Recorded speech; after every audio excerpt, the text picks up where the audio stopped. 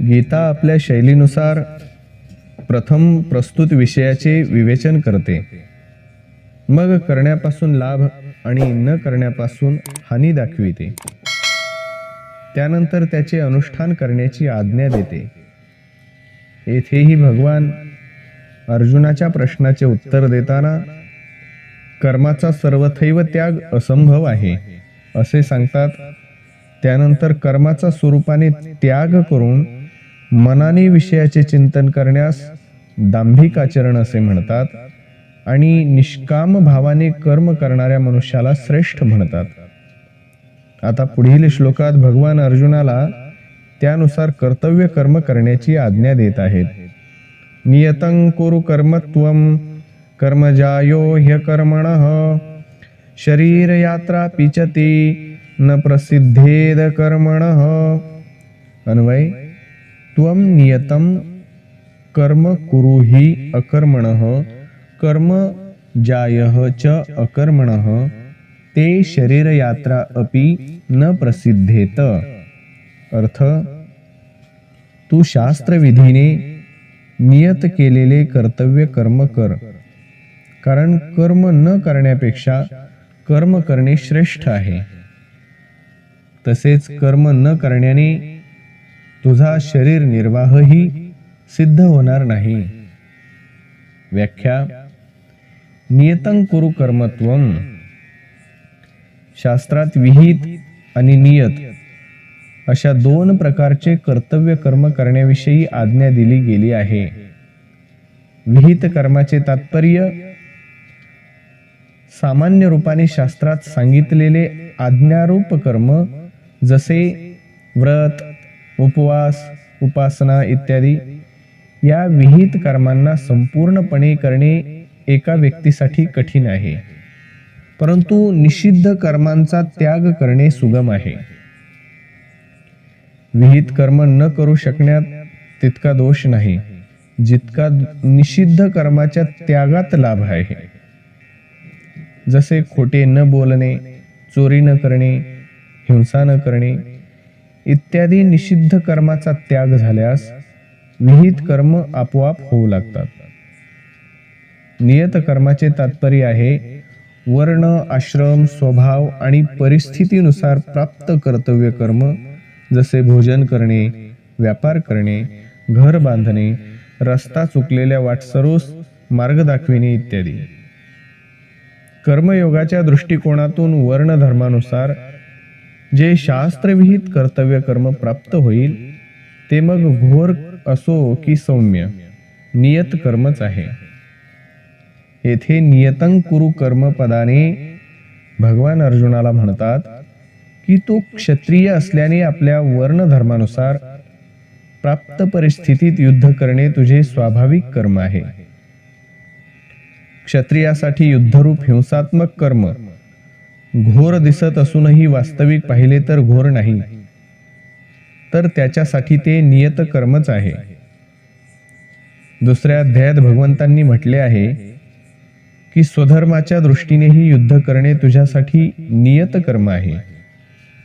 स्वधर्ममपि चावेक्ष न विकंपितुमर्हसि. वास्तविक तर स्वधर्म आणि नियत कर्म दोन्ही एकच आहेत. जरी दुर्योधन इत्यादीसाठीही युद्ध वर्ण धर्मानुसार प्राप्त कर्म आहे, तरी पण ते अन्याययुक्त असल्याने नियत कर्माहून वेगळे आहे, कारण ते युद्ध करून अन्यायाने राज्य लुबाडू इच्छित आहेत. म्हणून त्यांच्यासाठी हे युद्ध नियत तसेच धर्मयुक्त कर्म नाही. कर्म जायो हे कर्मणः. याच अध्यायाच्या पहिल्या श्लोकात अर्जुनाच्या प्रश्नात आलेले जायसी पदाचे उत्तर भगवान या ठिकाणी जायह पदाने देत आहेत. तेथे अर्जुनाचा प्रश्न आहे की जर आपणाला कर्मापेक्षा ज्ञान श्रेष्ठ मान्य आहे, तर मला घोर कर्मात का प्रवृत्त करीत आहात? याच्या उत्तरात येथे भगवान म्हणतात की कर्म न करण्यापेक्षा कर्म करणेच श्रेष्ठ आहे हे मला मान्य आहे. अशा प्रकारे अर्जुनाचा विचार युद्धरूप घोर कर्मापासून निवृत्त होण्याचा आहे आणि भगवंताचा विचार अर्जुनाला युद्धरूप नियत कर्मात प्रवृत्त करविण्याचा आहे. म्हणूनच पुढे 18व्या अध्यायात भगवान म्हणतात की दोषयुक्त असले तरी सहज कर्माचा त्याग करू नये. सहजं कर्म कौंतेय सदोषमपि न तेजेत. कारण ह्याचा त्याग झाल्यास दोष लागतो आणि कर्माशी आपला संबंधही कायम राहतो. म्हणून कर्माचा त्याग करण्यापेक्षा नियत कर्म करणेच श्रेष्ठ आहे. याशिवाय आसक्तीरहित होऊन कर्म केले तर याही पेक्षा श्रेष्ठ समजले जाते. कारण यामुळे कर्माशी संपूर्णपणे संबंध विच्छेद होतो. म्हणून भगवान या श्लोकाच्या पूर्वार्धात अर्जुनाला अनासक्त भावाने नियत कर्म करण्याची आज्ञा देत आहेत आणि उत्तरार्धात कर्म केल्याशिवाय तुझा जीवन निर्वाह सुद्धा सिद्ध होणार नाही असे म्हणतात. कर्मयोगात कर्म ज्यायोह्य कर्मणः हा भगवंतांचा मुख्य सिद्धांत आहे. यालाच भगवंतांनी मा ते संगोस्त्व कर्मणी पदातून स्पष्ट केले आहे की हे अर्जुन, तुझी कर्म न करण्यात आसक्ती होऊ नये. कारण कर्तव्य कर्मापासून अंग चोरणारा मनुष्य प्रमाद, आळस आणि निद्रेत आपला अमूल्य समय नष्ट करील किंवा शास्त्र निषिद्ध कर्म करील, ज्यामुळे त्याचे पतन होईल. स्वरूपाने कर्माचा त्याग करण्यापेक्षा कर्म करीत असतानाच कर्माशी संबंध विच्छेद करणे श्रेष्ठ आहे. कारण कामना, वासना, फलासक्ती, पक्षपात इत्यादीच कर्माशी संबंध जोडतात. मग मनुष्य कर्म करो अथवा न करो. कामना इत्यादीच्या त्यागाचा उद्देश ठेवून कर्मयोगाचे आचरण केल्यास कामना इत्यादीचा त्याग फारच सुगम रीतीने होतो. शरीर यात्रा पिचते न प्रसिद्धेद कर्मणः. अर्जुनाच्या मनात असा भाव उत्पन्न झाला होता की जर कर्मच केले नाही तर कर्माशी आपोआप संबंध विच्छेद होईल. म्हणून भगवान अनेक प्रकारच्या युक्तींनी त्यांना कर्म करण्यासंबंधीची प्रेरणा देतात. त्यापैकी एका युक्तीने म्हणतात की हे अर्जुन, तुला तर कर्म करावेच लागतील. बाकी गोष्टी तर सोडा, पण कर्म केल्याशिवाय तुझा शरीर निर्वाह, खाणे पिणे इत्यादीही अशक्य होईल. जसे ज्ञानयोगात विवेकाने संसाराशी संबंध विच्छेद होतो, तसेच कर्मयोगात कर्तव्य कर्माचे योग्य रीतीने अनुष्ठान केल्यास संसाराशी संबंध विच्छेद होतो. म्हणून ज्ञानयोगापेक्षा कर्मयोगाला कोणत्याही दृष्टीने कमी समजू नये. कर्मयोगी शरीराला शरीराचेच समजून त्याला संसाराच्याच सेवेमध्ये लावतो. अर्थात शरीराविषयी त्याला कोणताच आपलेपणा राहत नाही. तो स्थूल, सूक्ष्म आणि कारण शरीराची एकता क्रमशः स्थूल, सूक्ष्म आणि कारण संसाराशी करतो. परंतु ज्ञानयोगी आपली एकता ब्रह्माशी करतो. अशा प्रकारे कर्मयोगी जड तत्वाशी एकता करतो आणि ज्ञानयोगी चेतन तत्वाशी एकता करतो. साधन संबंधी मार्मिक गोष्ट, अर्जुनाची कर्माविषयी अरुची आहे. अर्थात त्यांच्या मनात कर्म न करण्याचा आग्रह आहे. केवळ अर्जुनाचीच गोष्ट अशी आहे असे नाही, तर परमार्थ मार्गातील अन्य साधक सुद्धा बहुतेक या विषयात फार मोठी चूक करतात. जरी त्यांची इच्छा साधन करण्याची असते आणि साधन करतात सुद्धा, तरी पण ते आपल्या मनासारखी परिस्थिती, अनुकूलता आणि सुखबुद्धीही इच्छितात, जे त्यांच्या साधनेत महान बाधक असते. जो साधक तत्वप्राप्तीसाठी सुगमता हुडकतो आणि ती शीघ्र प्राप्त करू इच्छितो, तो वास्तविक सुखेच्छू असतो, साधनेचा प्रेमी नव्हे. जो सुगमतेने तत्वप्राप्तीची इच्छा करतो त्याला काठिण्य सहन करावे लागते, आणि जो शीघ्रतेने तत्वप्राप्तीची इच्छा करतो त्याला विलंब सहन करावा लागतो. कारण सुगमता आणि शीघ्रतेची इच्छा केल्याने साधकाची दृष्टी साधनेकडे न राहता फलाकडे राहते, ज्यामुळे साधनेविषयी कंटाळा वाटावयास लागतो आणि साध्याच्या प्राप्तीत विलंबही होतो. ज्याचा हा दृढ निश्चय अथवा उद्देश आहे की काहीही होवो, मला तत्वाची प्राप्ती झालीच पाहिजे, त्याची दृष्टी सुगमता आणि शीघ्रतेवर जातच नाही. तत्परतेने कार्यात लागलेली निश्चयी व्यक्ती जेव्हा आपल्या उद्देशाच्या पूर्तीसाठी कंबर कसून तयार होते, तेव्हा ती सुखदुःखाकडे बघत नाही. मनस्वी कार्यार्थी न गणयती दुःखम न च सुखम. साधकाची तर गोष्ट सोडाच, एक साधारण लोभी माणूसही दुःखाकडे पाहत नाही.